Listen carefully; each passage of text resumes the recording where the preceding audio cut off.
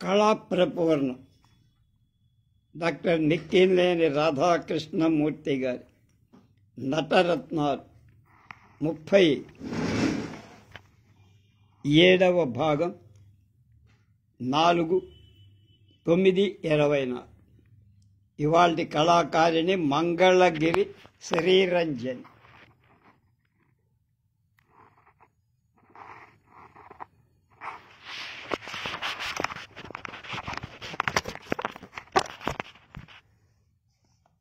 అమ్మ, వాల్మీకి రామాయణంలో మహాప్రతివ్రతామ తల్లి సీతాదేవిని గురించి రాయిగా చదివానే కానీ చూడలేదమ్మా.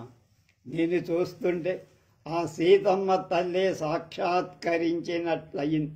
మీ నటనకు ముగ్ధున్నయ్యాను అని ఆనాటి శ్రీమతి శ్రీరంజనిని ఆశీర్వదిస్తూ అరచేతి వెడల్పు బంగారు పతకం ఆమెకు బహూకరిస్తూ 1934 మద్రాస్ క్రౌన్ థియేటర్లో జరిగిన లవకుశ శత దినోత్సవ సందర్భంలో జయపూర్ మహారాజ్ విక్రమదేవ వర్మ అన్నారు. తెలుగు చలనచిత్ర స్వర్ణయుగం ప్రారంభమై 1934లో ఈస్ట్ ఇండియా కంపెనీ నిర్మించిన లవకుశ చలనచిత్రం ఆ సంవత్సరంలోనే విడుదలై ఆంధ్రుల్ని ఉర్రూతలోకి చలనచిత్ర రంగంలో నవ చైతన్యం సృష్టించి ఆ చిత్రంలో అపర సీతమ్మగా నటించి అఖండ సన్మానాలందుకొని నటీమణి శ్రీమతి శ్రీరంజన్. ఆమె స్వగ్రామం గుంటూరు జిల్లా నరసరావుపేటకిలోకి మురికిపూడి. ఆమె 1906లో జన్మించారు. ఎలిమెంటరీ స్కూల్ విద్య అయిపోయి మేనత్తల దగ్గర సంగీత భరతనాట్య శాస్త్రాలు నేర్చి తరంగాలు, అష్టపదులు, పుష్పబాణ విలాసం, శ్లోకాన్ని ఆలాపించటం నేర్చారు. 14వ ఏట నాటక రంగంలో ప్రవేశించి ఆ రోజుల్లో అమ్మన బ్రోలు నివాసులు శ్రీ ఏవి రామానుజలు శిష్యులైన శ్రీ బెజవాడ హనుమాన్ దాస్ శ్రీకృష్ణ లీలా విలాస నాటక సమాజం నిర్వహిస్తేవాడు. ఆ సమాజం దాదాపు 10 సంవత్సరాలు జీవించి ఆ సమాజ నాటక ప్రదర్శనలు శ్రీమతి శ్రీరంజని మేనత్తలిద్దరూ నటిస్తూ ఉండేవారు. ఆమె కూడా సమాజంలో అనేక పాత్రలు నటిస్తున్న కాలంలో ఆ కంపెనీకి మేనేజరుగా పనిచేస్తూ హార్మోనియం వాయిస్తూ ఉండే శ్రీ కె నాగుమణితో ఆమె వివాహం చేశారు. ఈ సమాజం గుంటూరు, నెల్లూరు, రాయలసీమ జిల్లాల్లో పర్యటించి సాగిస్తూ నాటకాలు ప్రదర్శిస్తాయి. ఆ నాటకాల్లో శ్రీమతి శ్రీరంజని స్త్రీ పురుష పాత్రలు ధరిస్తేవాడు. శశిరేఖలో అభిమన్యుడుగా, శశిరేఖగా, సావిత్రిలో సత్యవంతుడుగా, సావిత్రిగా, రాధాకృష్ణలో కృష్ణుడుగా నటిస్తూ ప్రేక్షకుల అభిమానం చూరగొన్న నేడు సుప్రసిద్ధ చలనచిత్ర దర్శకులుగా కీర్తి పొందిన సి పుల్లయ్య ఆనాడు తన తొలి తెలుగు చిత్రం లవకుశలో నటించే కళాకారుడు ఎన్నుకునే నిమిత్తం బెజవాడొచ్చారు. ఆయన పారుపల్లి సత్యనారాయణ ద్వారా శ్రీరంజని ప్రతిభా విశేషాలు తెలుసుకొని ఆమెను సీత పాత్రకు, ఆమె భర్త నాగుమణికి భరతుడి పాత్రకు ఎన్నుకున్నారు. ఈస్ట్ ఇండియా కంపెనీ వారు సి పుల్లయ్య, చిత్తజల్లు పుల్లయ్య దర్శకత్వంతో కలకత్తా లవకుశ చిత్రాన్ని 100 రోజుల్లో తయారు చేసి విడుదల. ఈ చిత్రం దిగ్విజయం పొంది ప్రతి చోట శత దినోత్సవాలు జరిగాయి. ఆ చిత్రం ప్రదర్శిస్తున్న కాలంలో శ్రీమతి శ్రీరంజన్ అన్ని కేంద్రాలకు వెళ్ళి రంగస్థలం మీద ప్రవేశించి ప్రేక్షకులకు దర్శనమిచ్చే ప్రేక్షకులు తమ గౌరవ ఆదరాభిమానాలకు చిహ్నంగా ఆమెకు పసుపు కుంకుమల పూలదండలు సమర్పించి సీతమ్మను కొలిచినట్లు కొలిచేవారు. నటీమణిగా ఇంతటి సంచలనం కలిగించిన ఆమెకు సివి దాసు వేల్ పిక్చర్స్ తయారు చేయదలుచుకున్న కృష్ణలీలలు చలనచిత్రంలో దేవకి పాత్ర నిర్వహణకు ఎంచుకున్నారు. ఆమె ఒక పక్క చలనచిత్రాల్లో నటిస్తూ మరొక వైపు పారుపల్లి సుబ్బారావుతో కలిపి ఆంధ్రదేశమంతటా లవకుశ నాటకాల్లో ప్రదర్శిస్తూ ఉండేది. మద్రాసు ఆంధ్ర నాటక కళా పరిషత్తులో రాధాకృష్ణ నాటకంలో మధుర పాత్ర శ్రీమతి శ్రీరంజని నిర్వహించి ఆమె ఆ పాత్రలు అద్భుతంగా నటించి చక్కగా పాడి ప్రేక్షకుల ప్రశంసలు అందుకుంది. ఆంధ్ర నాటక రంగంలో అసంఖ్యాకంగా నాటక ప్రదర్శనలు సుప్రసిద్ధ నటులలో శ్రీమతి శ్రీరంజని ప్రజల మన్ననలు సంపాదించిన విధంగానే ఆమె కృష్ణలీల, మాయాబజార్, సతీ తులసి, సారంగధర, చిత్రనళీయం, మార్కండేయ, నరనారాయణ, వరవిక్రయం తెలుగు చిత్రాల్లో నటించి సినిమా నటిగా అగ్రస్థానం వహించారు. గుణసుందరి కథ మర్చిపోయడమై కలకత్తాలో ఉన్న రోజుల్లో శ్రీమతి శ్రీరంజని ఆరోగ్యం చెడింది. క్యాన్సర్ వ్యాధితో బాధపడుతూ ఆఖరి గడియల్లో 1939లో స్వగ్రామంలోనే చనిపోయింది. అప్పటికి ఆమె ఆంధ్రుల హృదయాల్లో అపర సీతగానే నిలబడ్డారంటే ఆశ్చర్యంగా. ఎస్పి లక్ష్మణస్వామి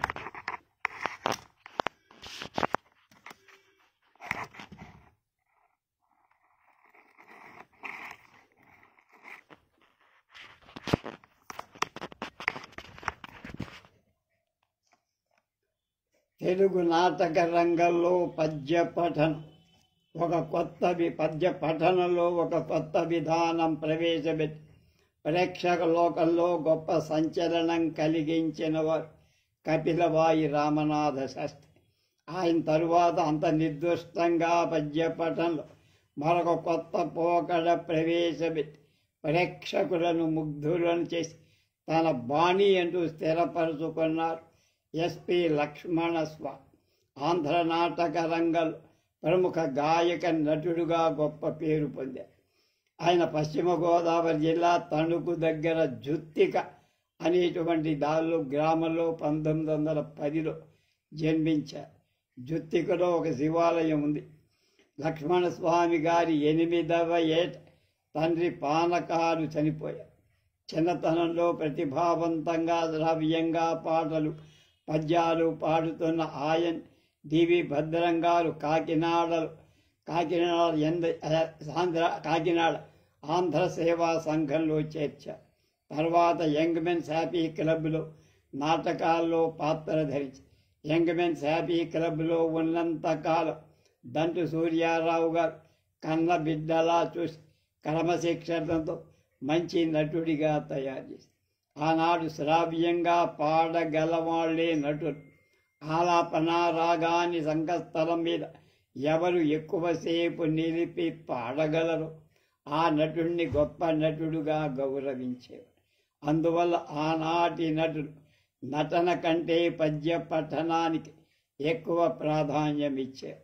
ఆనాడు మాస్టర్ కళ్యాణి రాగంతో ఆంధ్రదేశాన్నంతా ఉర్రూతలూగించి అలాంటి కళ్యాణితో సహచర నటుడుగా ఉండి తులాభారంలో కళ్యాణి కృష్ణుడుగా, లక్ష్మణస్వామి నారదుడుగా, గయోపాఖ్యానంలో లక్ష్మణస్వామి అర్జునుడుగా, కళ్యాణి కృష్ణుడుగా నటించి ఇద్దరూ గంధర్వ గాయకులు. ఇద్దరూ పోటీపడి రాగాలాపన చేసి ప్రేక్షకులు ఆనంద పారవశ్యంలో మునిగిపోయి లక్ష్మణస్వామి గారు చింతామణిలో భవానీ శంకరుడు, దామోదరుడు, తులాభారంలో కృష్ణుడు, నారదుడు, హరిశ్చంద్రలో హరిశ్చంద్రుడు, నక్షత్రకుడు, విప్రనారాయణలో విప్రనారాయణుడు, కుచేలలో కుచేలుడు, రామాంజనేయ యుద్ధంలో నారదుడు, రాయబారంలో అశ్వత్థామ, రామదాసులో కబీర్, కృష్ణలీలల్లో వసుదేవుడు, గంగావతరణంలో నారదుడు, రంగూన్ రౌడీలో కృష్ణమూర్తి మొదలైన ముఖ్య పాత్రలు సమర్థవంతంగా పోషించి ఇక సినిమా రంగంలో తులాభారంలో అక్రూరుడు, సతీ అనసూయలో మన్మధుడు, కచదేవియానిలో కచుడు, మాయాబజార్లో అభిమన్యుడు, తెనాలి రామకృష్ణలో రామకృష్ణ మొదలైనవి ధరించారు. హబ్బిన్స్ కంపెనీలో సూర్యనారాయణ గారి పర్యవేక్షణలో కొన్ని రికార్డింగ్ సెట్స్ రుక్మాంగద రాధాకృష్ణ ఇచ్చారు. దాదాపు 30 రికార్డులు ఇచ్చారు. ఆకుల నరసింహారావుతో కలిసి కొన్ని రికార్డులు ఇచ్చారు. లక్ష్మణస్వామి తెలుగుదేశమంతటా వివిధ నాటక సమాజాలలో పాత్రలు ధరించడమే కాక రాష్ట్రేతర ప్రాంతాలైన కలకత్తా, టాటానగర్, ఖర్గపూర్, కుర్దా రోడ్, బరంపురం, దండం, బెంగళూరు, మైసూర్, హైదరాబాద్, మద్రాస్ మొదలైన ప్రాంతాలేక రంగూన్ వెళ్ళి కపిలవాయి, జనవిత్తుల మొదలైన వారితో హార్మోనిస్టుగా వెళ్ళిన ఆకులతో కలిసి రంగూన్ ఆంధ్రజాతీయ నాటక సభ వివి రెడ్డి గారి ఆధ్వర్యంలో రంగూన్, పెనాంగ్, టాంగో, షెగ్గుం, పెగ్గుం, మాండలి, ఇనింబాం, ఇంజడ చౌక్, రోమ్, లెఫ్ట్ డ్యామ్, బసింగ్, పొండే, జోబింగాయ్, మోల్మోన్ మొదలైన ప్రాంతాలలో నెలల తరబడి నాటకాలు ప్రదర్శి బర్మా ఆంధ్రుల ప్రశంసలతో పాటు పారితోషికాలు పొందారు. లక్ష్మణస్వామి గారి చిన్నతనం నుండి నిర్విరామంగా నాటకాలలో సినిమాతో పాటు క్రమేపీ ఆరోగ్యం తగ్గింది. క్యాన్సర్ వ్యాధితో బాధపడి ఈ అసమాన గాయకు 52వ ఏట తెనాలిలో కన్ను మూశారు. సూరవర వెంకటేశ్వరు ఇంతవరకు రాలా మనకి. ఎవరో నేను అడిగారు ఆయన గురించి చెప్పమని.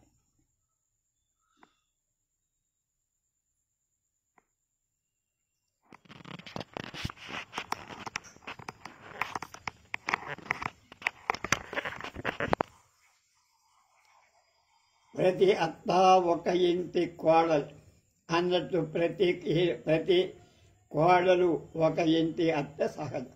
కాబట్టి అత్త పోరుతో ఆత్మహత్యలు చేసుకుని ఆహుతైపోయిన అభాగ్య వనితల జీవితాలు, అత్తగారి ఆరళ్లతో అల్లకల్లోలమైన సంసారాలు ఎన్నో మనకు తెలుసు. అయితే అత్తల్లో అమృత హృదయం కలవారు, ఔదార్యం కలవారు కనపడకుండా ఉన్నారు. ఆంధ్ర ప్రజా జీవితంలో అత్తగారి స్థానం అలాంటిది. అత్త పాత్ర స్త్రీ పాత్ర, ఆ పాత్ర నిర్వహణ అత్యంత క్లిష్ట. పురుషుడు పురుష పాత్రలో జీవించడం సహజమే, కానీ పురుషుడు ఒక స్త్రీ పాత్రను నిర్వహించడం అత్యంత కష్టం. అందులో అత్తగారి పాత్ర నిర్వహించడం మరీ కష్టం. ఇన్ని కష్టాలు కలిగిన అత్త పాత్ర తనను మించిన మరో పాత్రధారి లేడనిపించుకొని ఆ పాత్రకు ఒక ఘనత తీసుకువచ్చిన అసమాన నటుడు సూరవరపు వెంకటేశ్వర.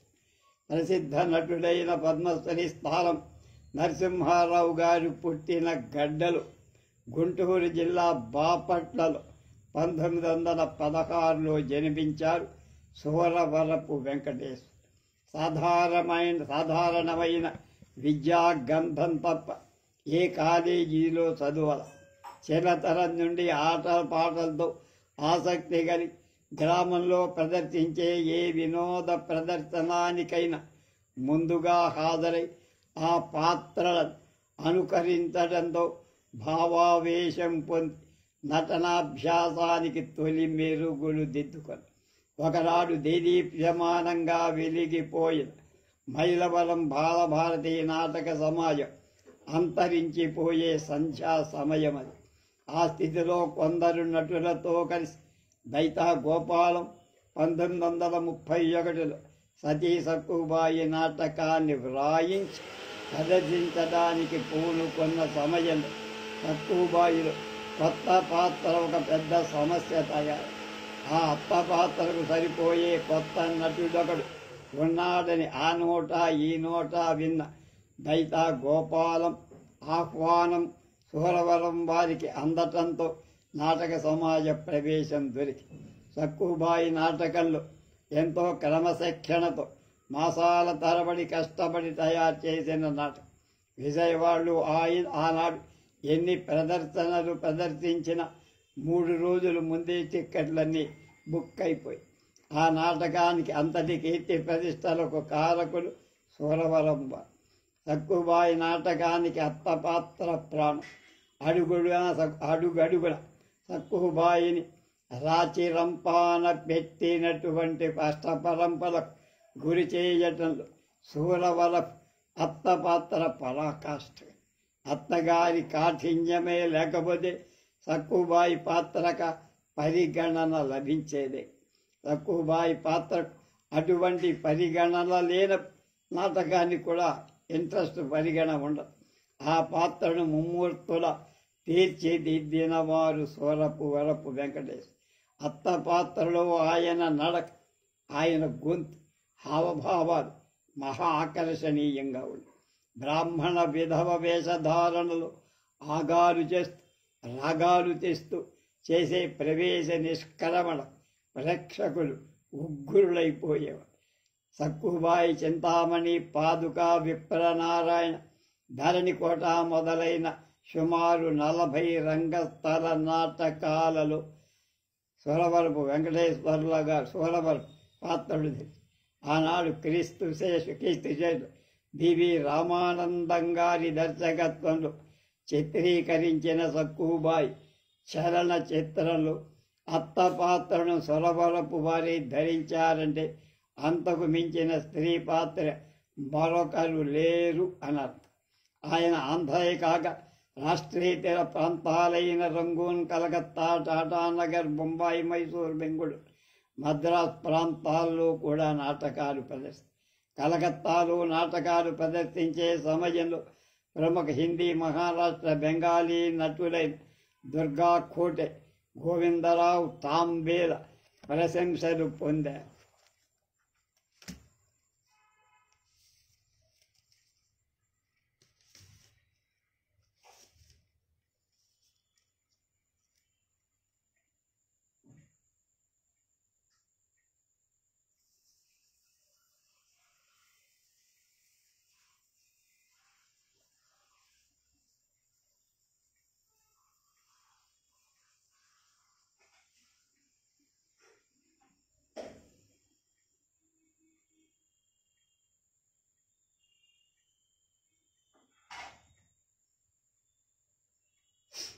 ఆయన హిజ్ మాస్టర్స్ కంపెనీకి సక్కుబాయి, రాధాకృష్ణ, భక్త పుండరీకాక్ష నాటకాలు సెట్స్గా విడిగా రికార్డులు ఇచ్చారు. విజయవాడ, రాజమండ్రి, ఏలూరు మొదలైన పట్టణాల్లో సన్మానాలు జరిగాయి. రాధాకృష్ణన్, టంగుటూరి, చలపతి రాజాగార్ల సమక్షంలో ప్రత్యేక ప్రదర్శనలు, స్వర్ణ రజత పథకాలు అందుకు. మిక్కిందేని ఒక సూక్తి చెప్తున్నారు. నీ ఉన్న నాటక సమాజంలో సమాజ విచ్ఛిన్నానికి దారితీసే ఏ ఒక్కడున్నా అటువంటి వ్యక్తిని నిర్దాక్షిణ్యంగా తొలగించటానికి తోడ్పడు. బివి నరసింహారావు పుట్టిన ఊరు కృష్ణా జిల్లా గుడివాడ దగ్గర కౌతవర్. బాలబంధు నరసింహారావు అంట. కాకినాడ వీరిని పెంచుకొని వారి చదువంతా కాకినాడ, వారి కళాకారులుగా తయారైంది కూడా కాకినాడ. నరసింహారావు గారు కాకినాడలో మెక్లారిన్ హై స్కూల్లో వెంజమూరి లక్ష్మీకాంత్ నరసింహారావు గారి వద్ద చదువుతూ నటులు, నాటకకర్త అయిన లక్ష్మీకాంత్ నరసింహారావు గారితో కలిసి ఆయన శిష్యులైన రేలంగి, లంక సత్యం, ఏవి సుబ్బారావు, బిఏ సుబ్బారావు, డి జగన్నాయకులు మొదలైన వాళ్లతో నాటకాల్లో పాల్గొంటూ ఆ రోజుల్లోనే వింజమూరి వారి ప్రియ శిష్యులలో ఒక్కరైన కిలాంబి కృష్ణమాచార్యులు గారు కాకినాడ ఆంధ్ర సేవా సంఘానికి కార్యదర్శిగా ఉండారు. నటులను తయారు చేయటంలో అసాధారణ ప్రజ్ఞ గల కృష్ణమాచార్యులు నాటక శిక్షణతో సంఘం నాటకాల్లో బివి నరసింహారావు గారు పాల్గొనేవారు. ఆ సమయంలో నరసింహారావు గారు కళాదేవత వరించి వచ్చి అవకాశాలు అయాచితంగా వచ్చి పద్మశ్రీ నరసింహారావు గారి అనార్కలి నాటకాన్ని సంఘం వారు ప్రదర్శించటానికి పూనుకొని అందచందాలలో స్త్రీ పాత్రకు అందులో అనార్కలి పాత్ర తగినట్లుగా ఉండటం బివి నరసింహారావు గారి అనార్కలి పాత్రని నిర్మించి అనార్కలి నాట్యంలో ఆరితేరిన సుందరి అవ్వటం ఆ పాత్రను నిర్వహించదలిచిన నరసింహారావు విధిగా నాట్యం నేర్చుకోవాల్సి సంగీతంలో నాట్యంలో కూడా ప్రజ్ఞకల కిడాంబి కృష్ణమాచార్య నరసింహారావు గారి అవసరమైన ప్రాథమిక సూత్రాలన్నీ నేర్పారు. నరసింహారావు గారు నాట్యంలో బాగా ఆరితేరు. ఆనాడు కొమ్ముడు తిరిగిన నటును కూడా వేలెత్తి తప్పు పట్టడానికి వీల్లేనంత ఆదర్శంగా నరసింహారావు అనార్కలి తయారు. 1930లో అనార్కలి ప్రథమ ప్రదర్శన జరిగింది. ఆనాటితో బివి నరసింహారావు గారి జీవితంలో నూతన ఘట్టం ప్రారంభం. వారిలాగా అనార్కలి పాత్ర నటించిన వాడు మరొకరు లేకపోవటమే కాక వారిలా నాట్యం చేసేవారు కూడా లేరు అన్న పేరు 4 దిశలా మారుమోడు. ఆనాడు అనార్కలి నాటక ప్రదర్శనలు ఆంధ్రదేశమంతటా కొన్ని వందలు జరిగాయి. ఆ నాటకంలో వచ్చే 3-4 ఘట్టాలు చాలా ఉన్నతంగా ఉన్నాయి. ఆ విధంగా ఆడుతూ పాడుతూ B V Narasimharao BA BEd pass అయి ఉపాధ్యాయ వృత్తిలో ప్రవేశి కానీ లోపల జ్వలిస్తున్న నాటక కళాపిపాస వారిని నర్తకులుగానే మార్చి వెంజమూరితో కలిసి అత్యంత సాన్నిహిత్యం ఏర్పడవల వెంజమూరి సీత అనసూయ గారి పాట వారి నాట్యం కలిసి ఎన్నో ప్రదర్శనలు జరిగాయి. సుప్రసిద్ధ ఆధునిక కవి సుప్రసిద్ధ ఆధునిక కవి దెవ్వలపల్లి కృష్ణశాస్త్రి, విశ్వనాథ సత్యనారాయణ, వేదుల సత్యనారాయణ శాస్త్రి, నండూరు సుబ్బారావు మొదలైన వాళ్ళ పాటలు నూతన పంథాలో సంగీతం కూర్చడం, ఆ పాటలకు అనువుగా బీబీ నాట్యం చేయటం పరిపాట. పువ్వుకు తగ్గ తావి అబ్బినట్టు దానితో నాట్య సంప్రదాయంలోనే కొత్త పద్ధతిని ప్రవేశపెట్టి కొన్ని పాటలకు ఆయనే వరుసలు కూర్చేవారు. ఈ విధంగా సీతానసూయల పాట బీబీ నాట్యం ఆనాడు ఆంధ్రదేశంలో జరిగిన ప్రతి సభలో ఉత్సవంలో ప్రదర్శన జరిగేది. ఈ విధంగా పాడిన పాటల్లో ముఖ్యమైన ముత్తి వంకాయ కూరోయ్ బాబా, చల్ మోహన రంగ, ఆనందం అర్ణవమైతే అది నందిడిచి పెత్తెళ్ళి నాడే, ఉత్తమా ఇల్లాలు, నండూరివి కృష్ణశాస్త్రివి, ఓహో వసంత ఓయి వసంత, అడుగులు నడిచే చోట, కొనకళ్ళ వెంకటరత్నం గారి రావోయి బంగారి మామ, దశావతారాలు, లాగరా హైలేస మొదలైన పాటలు భావాభినయంతో ప్రజా మన్ననలు అందుకున్నాయి. సత్య నృత్య విధానంలోనే కొత్త మార్పులు తీసుకొచ్చి బీబీకి నాట్యమే వృత్తి అయిపోయి పట్టుదలగా భరతనాట్యాన్ని నేర్చారు. 100 కొలది భరతనాట్య ప్రదర్శన దేశమంతటా ఇచ్చి అపార కీర్తి ఆస్తిపాస్తులు కూడా సంపాదించి బివి నరసింహారావు విద్యావంతుడు, అంతకు మించి వివేకవంతుడు, స్నేహపాత్రుడు, నిరాడంబరుడు, అభ్యుదయవాది, ఆదర్శాలు గల మహామనిషి. బాల సాహిత్యంలో విశేషంగా కృషి చేశారు. పిల్లల పాటను అద్భుతంగా పాడారు. బాల సాహిత్యం విపరీతంగా వృద్ధి చేశారు. ఈనాడు ఉద్యోగం వెలవించి విశ్రాంతి తీసుకుంటున్నారు. గుడివాడ మెయిన్ రోడ్లోనే 2 అంతస్తుల భవనం. మేము ఉయ్యూరు హై స్కూల్లో పనిచేసేటప్పుడు అక్కడ హై స్కూల్కి వారిని ఆహ్వానించి వారి పాట మాట విన్నాం మేము. ఆ అదృష్టం ఒకటి. రెండోది, నేను అడ్డాడ హై స్కూల్లో హెడ్ మాస్టర్గా ఉన్నప్పుడు ఆయన గురించి తెలుసుకొని అప్పటికే ఆయనతో మాట్లాడాలని నేను మా స్టాఫ్ మెంబర్స్ 2-3 కలిపి ఒకరోజు సాయంకాలం స్కూల్ వదిలిన తర్వాత వారి ఇంటికి గుడివాడ వెళ్ళాం. వాళ్ళ అబ్బాయి అక్కడ మున్సిపల్ హై స్కూల్లోనో లేక జిల్లా పరిషత్తులోనో లెక్కల మాస్టర్ అని జ్ఞాపకం నాకు. వాళ్ళ ఇంటికి వెళ్ళాను. చాలా చక్కగా ఆయన ఉయ్యాల్లో కూర్చొని మమ్మల్ని రిసీవ్ చేసుకున్నారు. కాఫీ టిఫిన్లు ఇచ్చారు. మా స్కూల్కి అడ్డాడ హై స్కూల్కి రావాలని మీకు మేము సన్మానం చెయ్యాలనుకుంటున్నామని చెప్పాం. మేము తప్పకుండా వస్తారు, అంతకంటే నాకు కావాల్సింది ఏమిటన్నారు. మాట తీసుకున్నాం. కానీ మాకు మాట దక్కల. మేము మళ్ళీ వెంటనే కార్యక్రమం నిర్వహిద్దామనుకున్న లోపే ఆయన చనిపోవడం, వెళ్ళి మళ్ళా చనిపోయిన పార్థివ దేహాన్ని చూసిన జ్ఞాపకం కూడా. ఇంకొక విషయం, బివి నరసింహారావు గారంటే విపరీతమైన అభిమానం కల తెన్నేరి వాస్తవ్య తెన్నేరు ఆయన దేవినేని మధుసూదన్ రావు గారు, ఆ బాలబంధు బివి నరసింహారావు గారి పుస్తకాలన్నీ వాళ్ళ అమ్మగారి పేరు మీద స్థాపించిన ఒక సంస్థ ద్వారా అచ్చు వేసి అందరికీ ఇచ్చారు. ఆ పుస్తకాలు మామూలు సంచిలో ఇవ్వాల, కిత్తనార సంచీలు అంటారే, జనపనార సంచిలో ఆ పుస్తకాలన్నీ కట్టగా ఇచ్చారు. పెద్దవాళ్ళు ఆ పుస్తక ఆవిష్కరణకి మేము కూడా వెళ్ళాం. నాకు కూడా 1-2 సెట్లు ఇచ్చారు. ఒక సెట్ లైబ్రరీలో ఇచ్చినట్టు కూడా జ్ఞాపకం. అది ఆయన గురించిన మాకు తెలిసిన జ్ఞాపకం. నేరళ్ళ వేణు మాధవ్ అంటే తెలియని వాళ్ళు ఎవరు ఉండరు.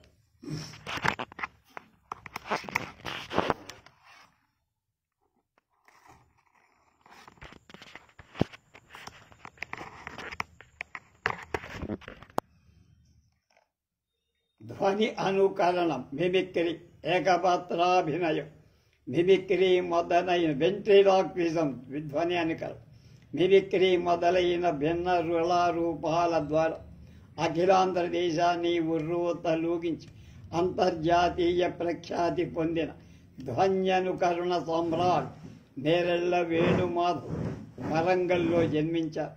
తండ్రి శ్రీహరి, తల్లి శ్రీలక్ష్మి. స్కూల్ నాటకాల్లో పాత్రలు ధరించిన ఆయన తన జీవితాన్ని నాటక కళకే అంకితం చేశారు.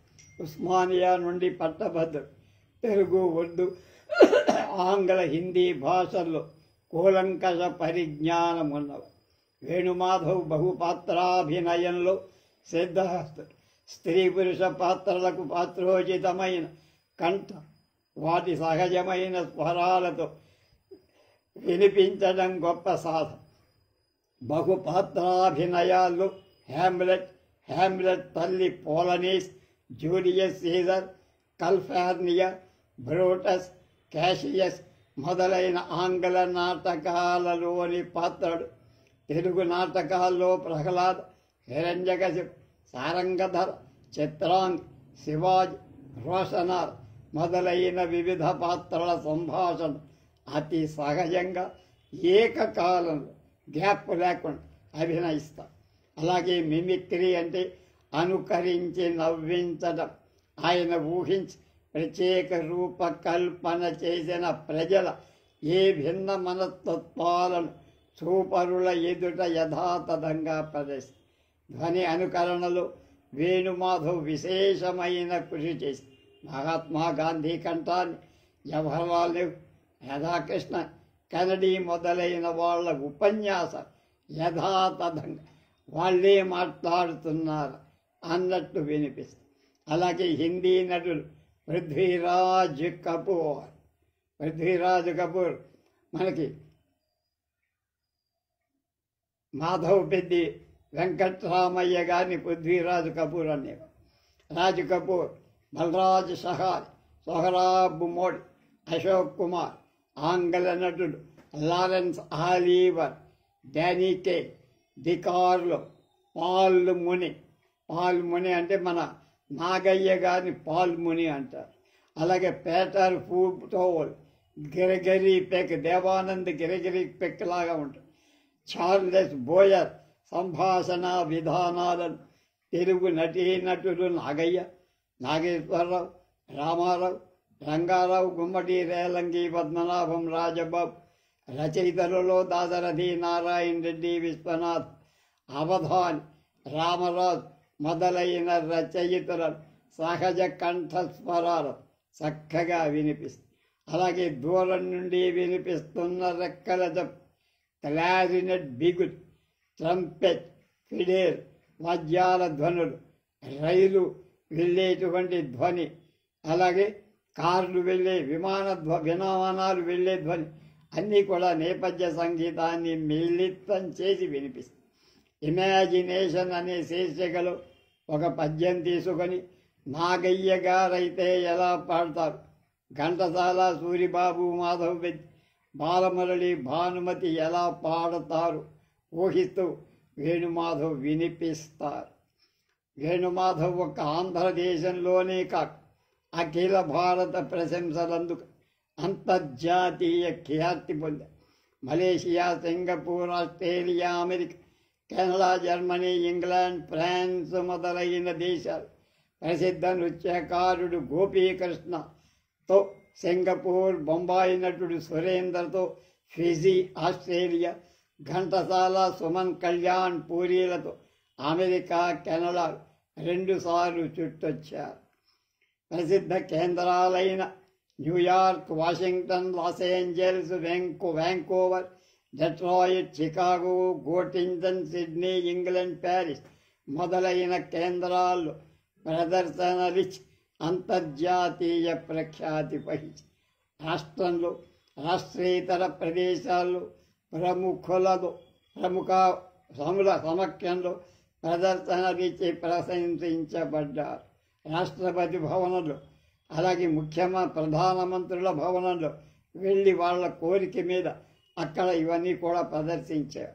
స్వస్థలమైన వరంగల్లో సంజీవరెడ్డి గారి ఆధ్వర్యంలో స్వర్ణ కంకణ ప్రదానం జరిగి ధ్వన్యనుకరణ చక్రవర్తి, ధ్వన్యనుకరణ సామ్రాట్, ధ్వన్యనుజరణ చక్రవర్తి, ధ్వన్యనుకరణ సామ్రాట్, ధ్వన్యనుకరణ పారేణ, కళాప్రవీణ్ అనే బిరుదులు ఆయా ప్రదేశాలు అందుకున్నారు.